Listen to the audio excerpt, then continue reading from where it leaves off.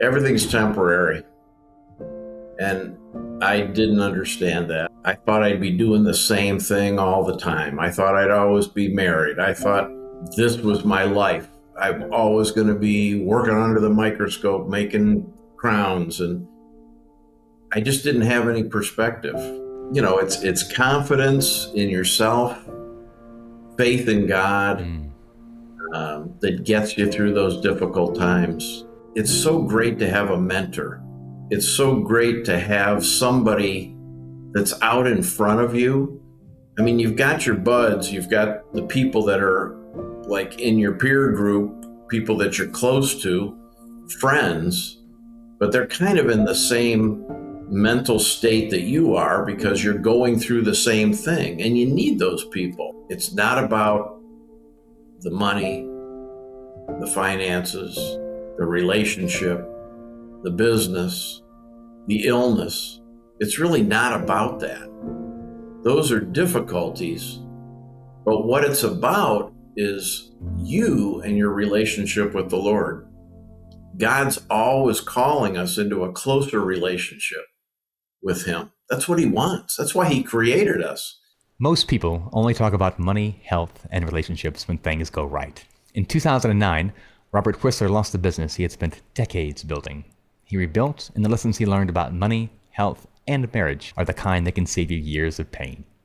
Alpha Dental Studio was founded in 1980, and he built that business from the ground up and managed to make $1.4 million in sales during the 2008 recession, proving that you can overcome just about any obstacle with the right plan and mindset.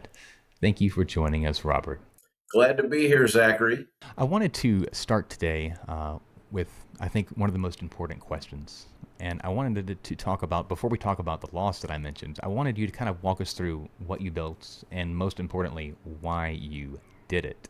So I went to a 2-year dental technology program in northern Michigan, Ferris State University. And after graduation, I went right to work for our family dentist who had a lab in his office. So I was an in-house technician, saw patients every day, was chairside with the doctor, learned a ton. And this doctor was a continuing education junkie. For me, it was like my first real job, right? I had mowed lawns and been a busboy before that.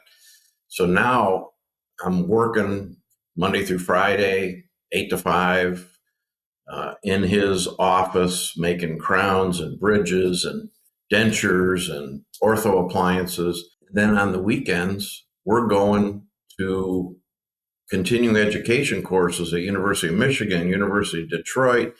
We're traveling to the Society for Occlusal Studies in Indiana. And I mean, we're seeing all these gurus.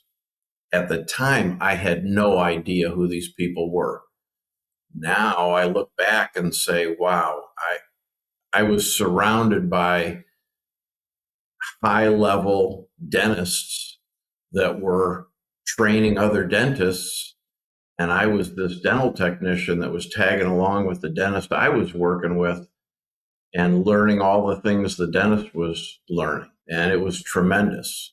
So the continuing education after college was really what made me into the dental technician that could offer true value to any dentist, the patient, that I became. So it was a terrific experience. But during that time, because I was going to these courses, I was meeting doctors, and they're like, wow, you're a technician. You're learning the same thing I'm learning. Can you do my lab work? And the dentist I was working for didn't really want me to take on more work. He wanted me just to focus on his work. So a year after graduation, I realized there was an opportunity to start my own lab. So I pretty much did dental technology 24/7. I was working in the practice, and then nights and weekends, I set up a lab in my parents' basement, and I started taking on work from all these doctors that I was meeting that was looking for a good technician that knew what they knew. So that's really how Alpha Dental Studio started in my parents' basement, and it blossomed from there. That actually reminds me kind of fondly of the story of Windows and how Bill Gates started that, I believe, if I'm correct, in the basement of his family's home, and how you big things have usually very, very, very Yeah. small beginnings. And I want to address, you said that you had centered yourself around people that were smarter, that were doing what you do. Those people that are watching, would you tell them that surrounding yourself with people that are doing what you do and excel at it is a smart choice? Well, business is always about relationships. And I learned way back then that no matter how high tech things get, people are always looking for high touch. And to me, that's relationships. People work with people they like. So if you're Yes. likable and you're relatable and they realize that you care, you've got their best interest at heart.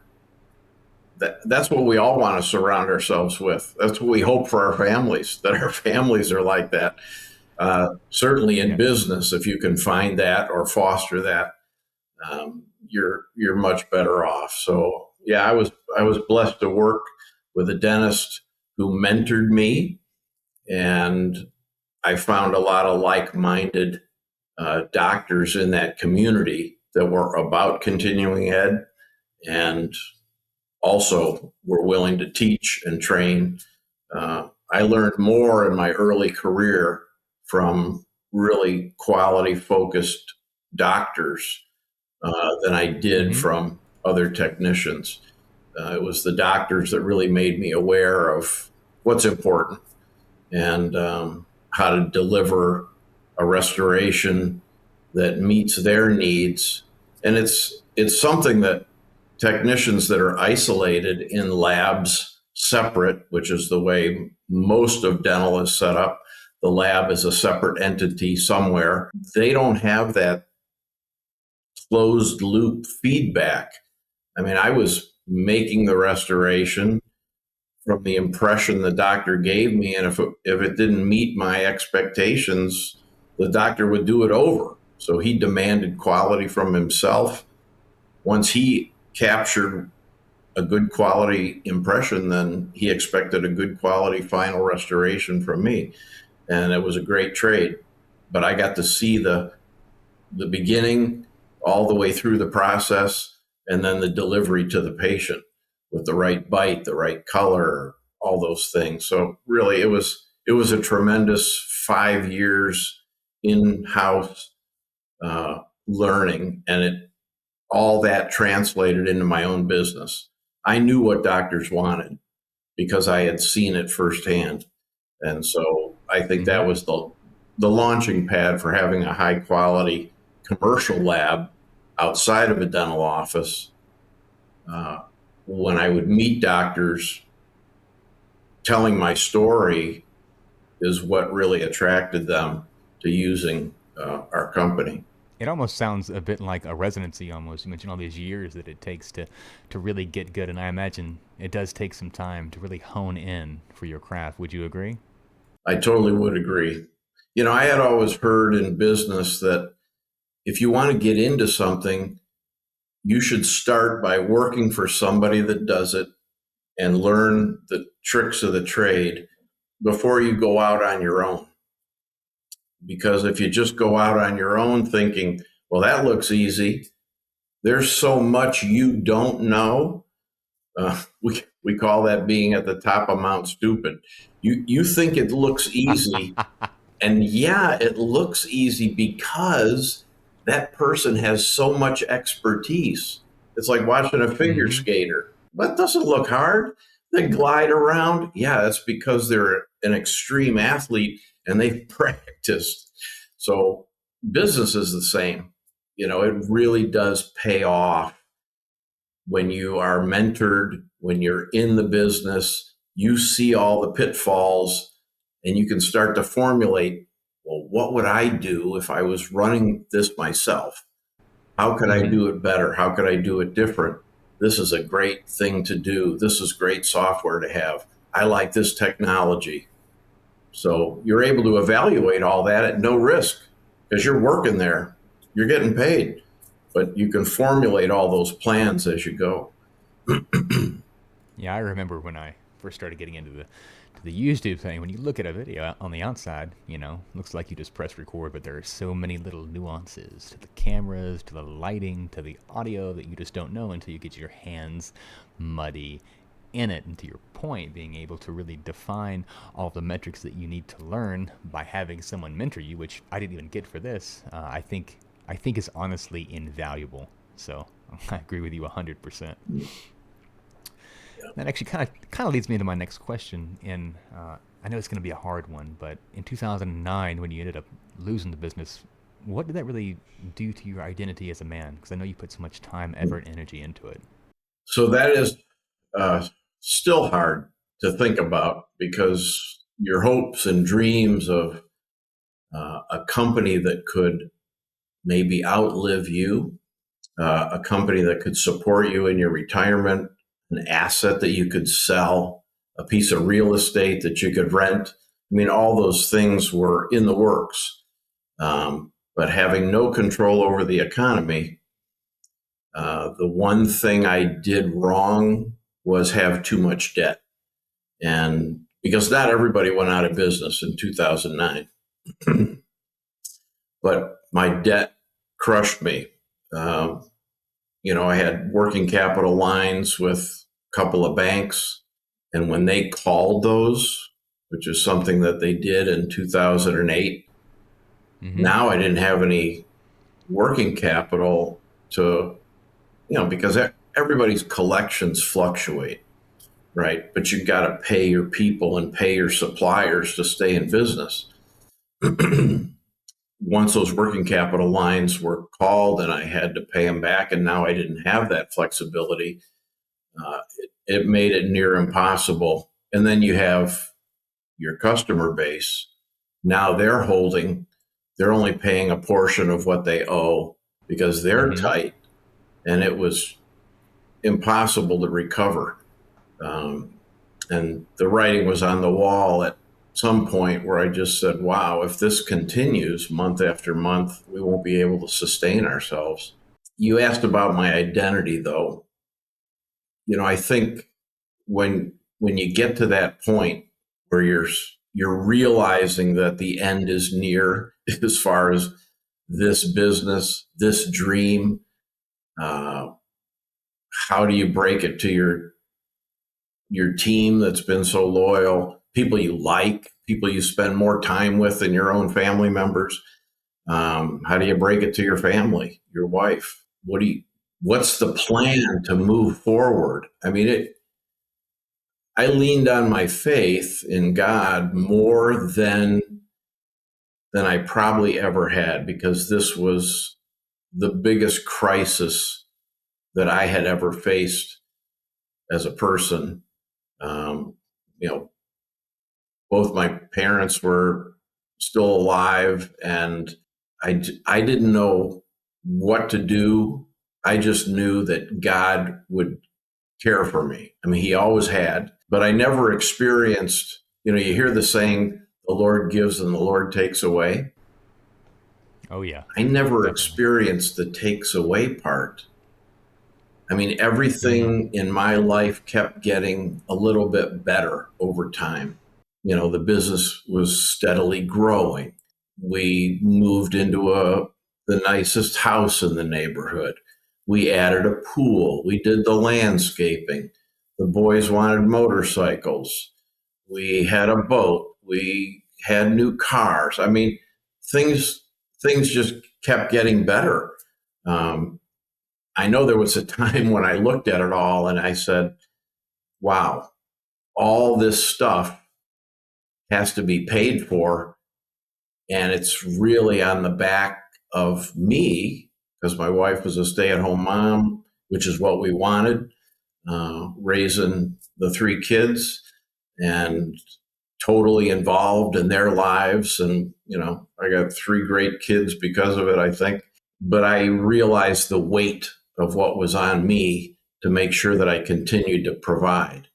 So it was a bit of a house of cards, and when the foundation got kicked out and I could no longer produce because the economy was tanked and people weren't going to the dentist unless it was an emergency.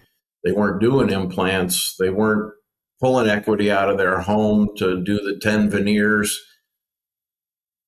Everything dried up. Mm-hmm. So I think my identity wasn't so steeped in I'm a dental technician. I had been involved in enough men's groups to know that you're not your work. Yes, roles that you play are business owner, dad, husband, son. Those are all roles or positions that you have in your life, but that's not who you are.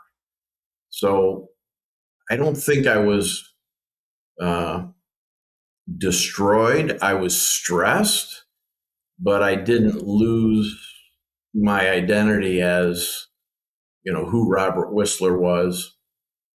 And I'm so grateful for that.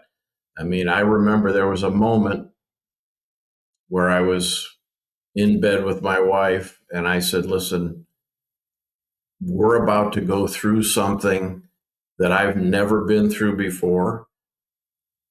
I don't know really how to navigate it, but we're just going to take it one day at a time and we're going to trust the Lord because he promises that he will always provide. He always has. This will be a real test of our faith. But I don't have any doubt that God is going to take care of us. She didn't respond. And I knew that was a very difficult conversation for her to hear, that all of a sudden I didn't have the answer. And I was Mm-hmm. going to trust God, which, a woman is wired different and they need a home and they need protection. And that's what we're supposed to provide. Yes. And I know that scared her. Um, but I meant it. I mean, I wasn't doubting the fact that God could provide. I just didn't know how. I I didn't know how he would do it because for me it looked like a mountain uh, that had to be moved, and I had a little faith, and eventually it did move. Uh, but it was some very difficult days, no question. I'm sure. I'm sure. And I'm sure you know one of the most famous verses, Romans chapter 3, verses 5 and 6 says, to trust in the Lord with all of your heart and then lean not on your own understanding. And I think that's much, much easier said than it is done, especially when it seems like there is no hope, right? When everything is just falling under your feet. Yeah, that Proverbs 3, 5, and 6 that was my life verse in Mm-hmm. high school. And you never forget that kind of stuff. And it does come back to you. That's the great thing about memorizing scripture is you can really dwell on something that you've memorized. And it means a whole lot when you're faced with a situation like we were faced with that. Okay, yeah, I can't lean on my own understanding because I don't even know what to do or what's next. I have to trust God. And, he did. When I look back on it now, I can totally see one step at a time. The scriptures also say that his word is a lamp to our feet. Well, if you've ever had a flashlight versus a lamp just kind of shows Mm-hmm. down. It doesn't show the path ahead. That's a flashlight does that. You can Mm-hmm. see ahead. But if the word is a lamp to your feet, that means you see enough to take one step and then one step. And that's all you can do when you're faced with a crisis is you wake up the next day and you say, what do I have to do today? What do I have to navigate today? I really don't feel like I can make any big plans because I don't know what to do. There's a lot coming at me, but you just deal with what you have to deal with that day. That is actually so good. I'm glad you mentioned the lamp because, as you know, if you just have one step in front of you lit up, you don't know what all your steps are going to be. And that's such a good metaphor for life. And I've got a friend, and this is the funniest thing. There's always a reason why they can't go to the gym. And if you ask them, they'll tell you, hey, look, I can't go to the gym because I have to go in the gym door. I have to get in my gym clothes. I have to put up the weights. I have to put them back on the rack, and then I have to take a shower, and then I have to, eat, and then I have to go back the next day and do it again. They break it into all these little steps, and it just seems overwhelming. And what I've realized is that actually life can be overwhelming if you break things down too far, and then it can be overwhelming if the task is just too big. So in a way, if you're only able to go one step at a time, you have one goal. If you wake up and you realize that you've lost your job and you have nothing, you take one step at a time and say, okay, I'm going to apply for some jobs today. And you break it down and you get one thing accomplished at a time. And it's much more manageable this way. And I've found that when I apply that in my own life, that I tend to be just a little bit more, not only diligent, but I tend to be purposeful in what I'm doing. When I don't have too many things to choose from, and then I also don't have enough. I have that one step, that next step. Yeah, I like making a list, and that helps me too. Sometimes things get sorted out in your head when you make a list. When everything's swimming around up there, like, oh my gosh, I got to do this and this and this, and then I can't remember what the other 5 things are, that causes stress. But when I make a list, and I really like checking things off my list, it's a feeling of accomplishment, but it helps me sort. I can look at the list and go, all right, what's the priority today? What's the tyranny of the urgent? I have to do it. And what's the big picture stuff that I can start working on that's going to move the ball down the field eventually, but I have to take some steps towards those. And every day's like that. Business is like that. That actually, from what you said, laying in with your wife, that did actually lead perfectly into my next question to you: is what did that moment in 2009 really do to your marriage? And if you look back on it, is there something that you would have done different? Yeah, there are things I would have done different.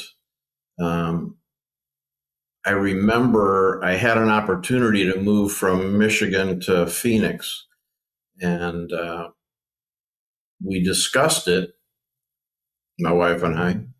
And I said, listen, I don't want to move out there and have things potentially fall apart and have it be my fault because I wanted to do it.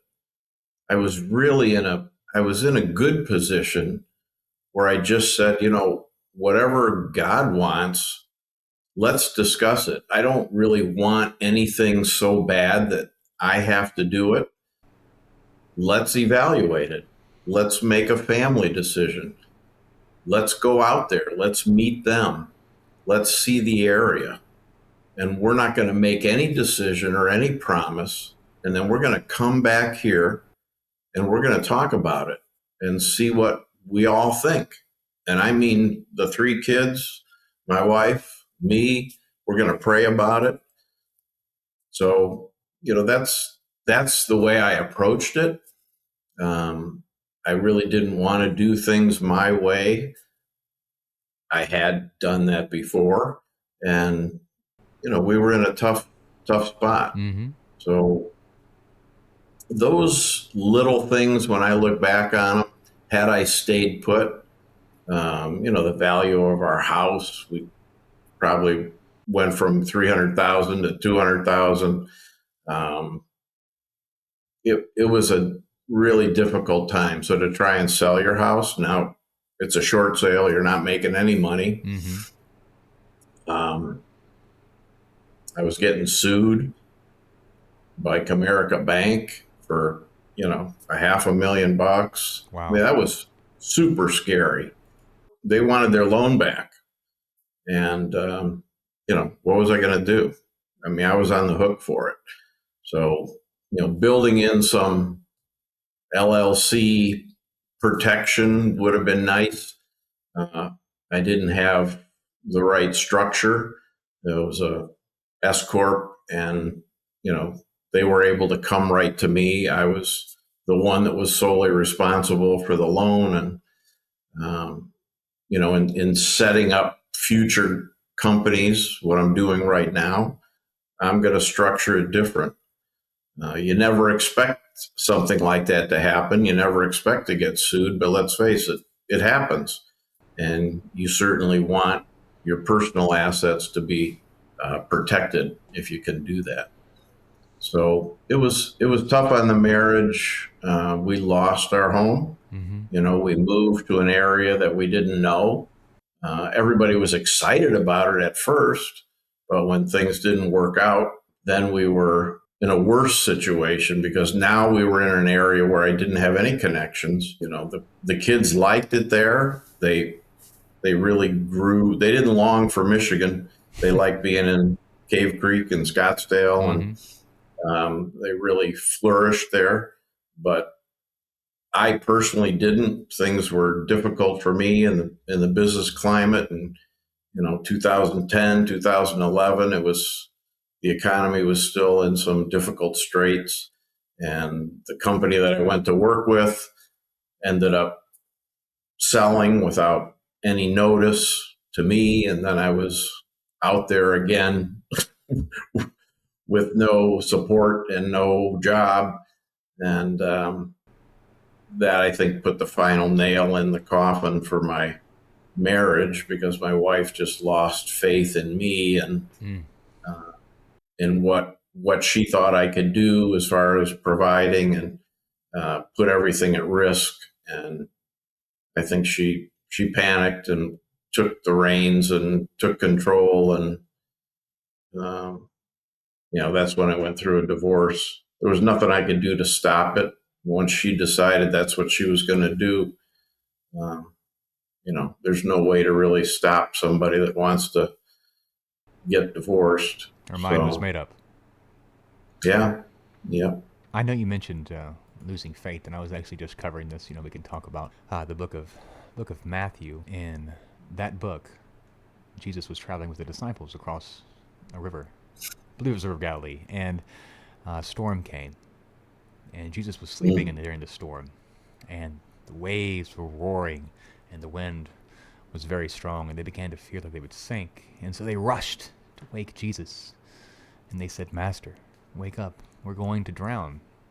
And I'm sure, as you remember, he says, "Ye of little faith."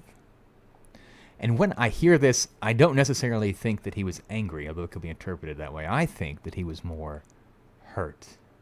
And I think in your situation, it might have been similar, because to have someone that's close to you, like the disciples were close to Jesus, and then have them, after watching you provide for them again and again, perform miracles, or in the husband's case, in your case, right, providing, finding a way to put food on the table, and then all of a sudden, you start to have no faith. I believe Jesus was hurt in this moment, and I'm sure it also hurt you, to just wake up and to see all of a sudden that the person that means the most to me stopped believing in me. When people around you panic, that's time for a leader to really take charge. It is disappointing when people panic. That's definitely what happened.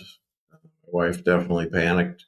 And instead of probably me taking charge like I should have and recognizing that this was a crisis, especially for her, I probably was a little too lackadaisical about it, and she didn't see the sense of urgency, and she lost faith in me and in God to provide and move forward. And she felt like she had to take things into her own hands. But when I look back on times like that, you always second guess yourself.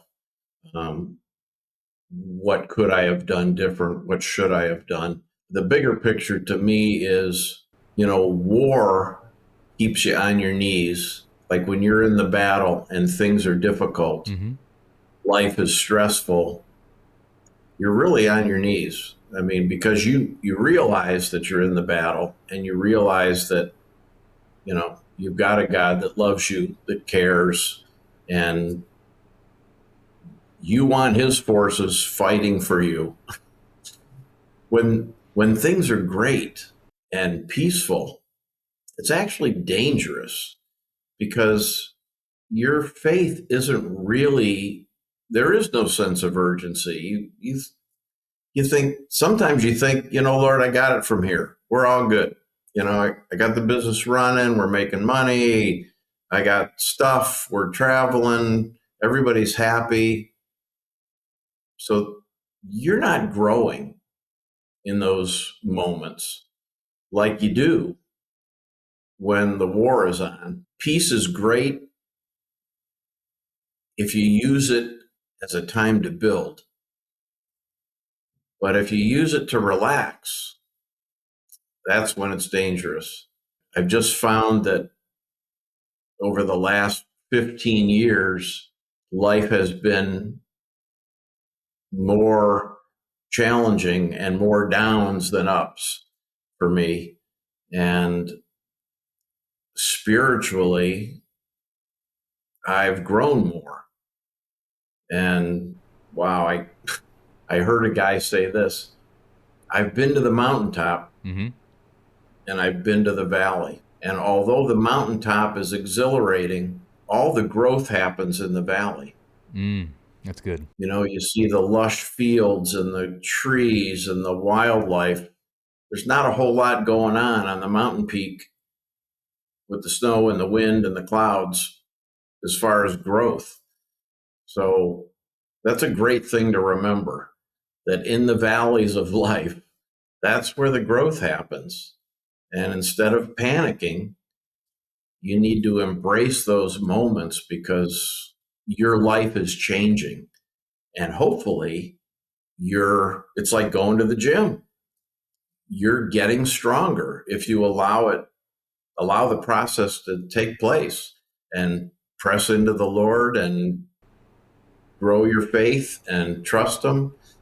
Because at least I'm at the age now where I can look back and I can see how God provided in every situation.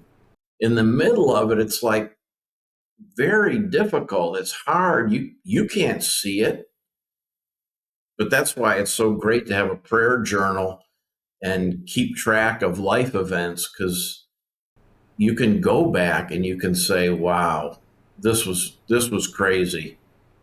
But look what happened. Mm-hmm. Look at the result. And here we are. I mean, there's been days when I only had $5 to put gas in my car, but it was enough to get me to the next day or the next time when I had some money coming in. And I've never missed a meal other than fasting, and that was on purpose.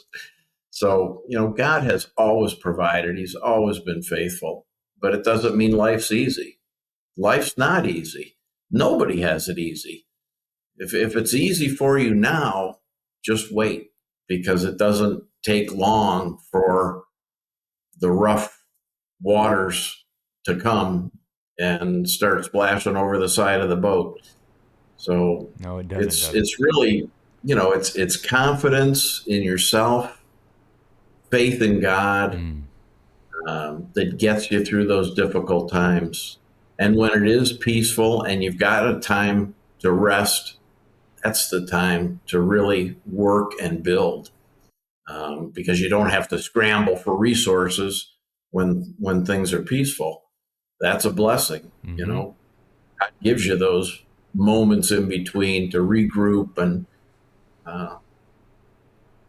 get your act together and relax. And but it's really a time to build, because the next thing is coming. That's a guarantee. I like that. That's actually really, really powerful. And as we know, everybody has their own religions, their own faiths that they follow. And while everybody listening may not believe in God, I think that it's important that we ask the question, since you're 66 now, and looking back over all those decades outside of your faith in the Lord, what's something that you would tell maybe younger men and women watching this that would help them through tough times? So I've thought about, and I've always heard this, my dad told me this, that there's money principles that never change. The principle of saving and tithing and having a balance, not living certainly above your means, but living beneath your means so that you have some sense of security. trying to keep up with people and have the next greater thing. And certainly I've been guilty of that.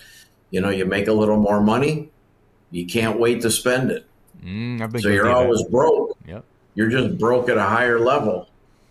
I was in Amway way back when, and they used to say that no matter what your income is, most people are 90 days away from bankruptcy. In other words, if we cut off the money stream, how long could anybody last based on the lifestyle that you've built around the money that you're bringing in?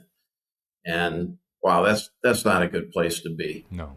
So, the principles of saving, we told our kids save 15%, tithe 10%.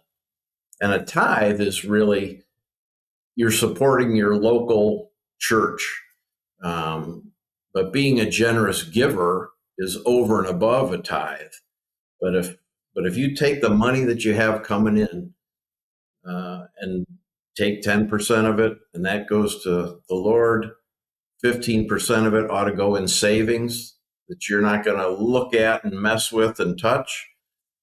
And the 75% that's left is yours to budget, spend, enjoy. Those things are important. And the savings, to me, I have a checking account and a savings account, and I see those balances all the time. That's not saving. Saving ought to be something that you don't see. You're putting a portion of your money aside into an account that you don't look at every day. It should just be piling up. The times in my life when that's happened, it's been like 401k money that it comes out of my check. I've designated it to go off into this account. It's invested, it's growing, and I don't look at it. Maybe when I get the statement once a month or once a quarter, I'll say, oh, wow, it's really growing in there. That's nice. So I think that's really important to have money set aside that you can count on, that's there, but it's not something you use on a regular basis.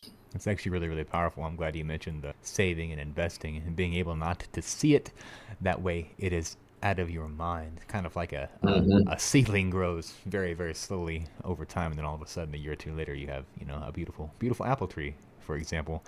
And I think that's something that we don't, and I had been guilty of this too in the past, just not being able to be very diligent in that, because if you can see it, all of a sudden, a mattress sale becomes an emergency, and a mattress these days is about a cost of a mortgage payment. So we have to be careful of those things. And I think that's just really great advice that anyone could follow, and it actually ties in directly to my very last question, and that's actually directly addressing the youngest audiences between 20 and 30. And I would like to know from your perspective, what's something that you couldn't possibly have understood when you were 20 or 30 that you now understand at 66 that would have made a very, very big impact in your life? Everything's temporary. And I didn't understand that back then when I was in my 20s or 30s. I thought I'd be doing the same thing all the time. I thought I'd always be married. I thought this was my life. I'm always going to be working under the microscope, making crowns. And I just didn't have any perspective. And now it's a saying that I have, hey, everything's temporary. And really it is. I mean, our life is temporary. But you break that down into the moments of your life, raising your daughter. I mean, what's temporary about it is she's only going to be under your roof for 20 years max. Yep. At 18, she's off to school. At 16, she wants to spend time with her friends and not her parents. So, you start breaking it down, and these moments where she's learning words and learning to talk, everybody says, oh, enjoy it. It goes by so quick. And you're at home with the stress and the anxiety of it all. And everybody's sick, and you're wondering, what do you mean it goes by quick? This is excruciating. But you look back on it and you long for those days. That's what's great about being a grandpa. is being able to enjoy little ones again, and not having the full responsibility for them. You can really enjoy them because they're precious. Yeah, you guys spoil them up, and then you send them back to us, all hyped up, and then we deal with it, right? Pretty much that's the case. That's the beauty of being a grandpa.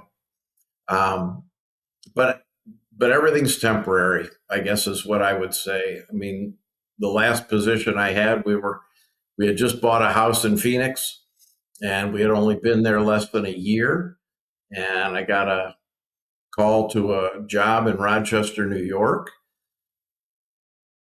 And I said, well, I just bought this house. I really don't want to move. And they said, oh, well, we just need you to come for a year and learn the process and learn the system. And then you can go back and work remote. I said to myself, a year, everything's temporary. I can do a year. That's no big deal.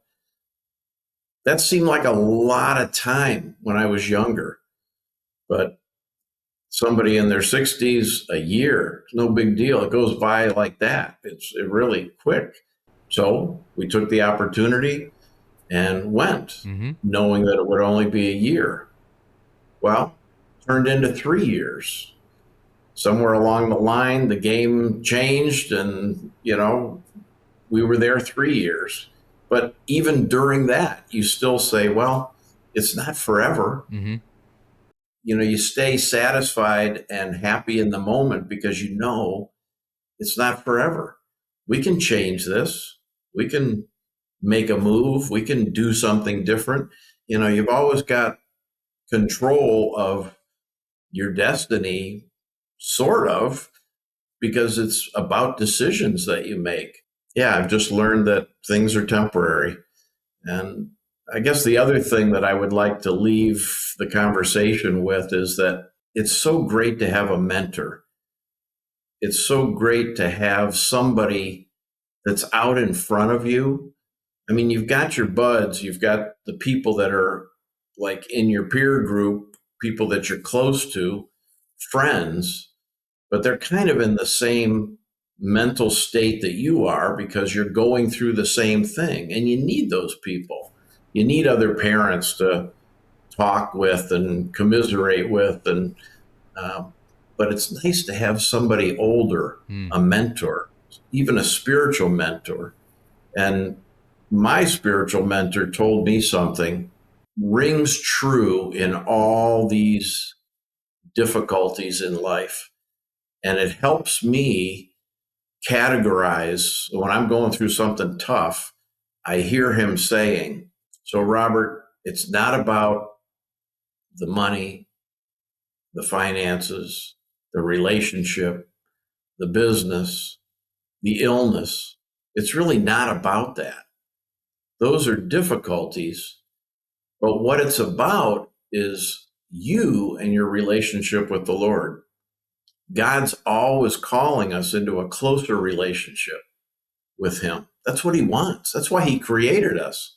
And so He uses those things along the way, those difficulties, those challenges, to bring us into a closer relationship to Him.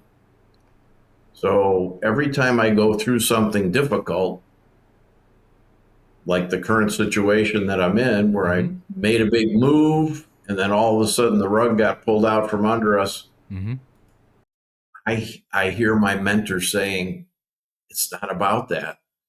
God's calling you into a closer relationship with Him. He's got the plan. He's the one that knows the future. Draw close to Him. Listen, pray, maintain your faith, and trust that God's going to provide, because He always does. He's always faithful.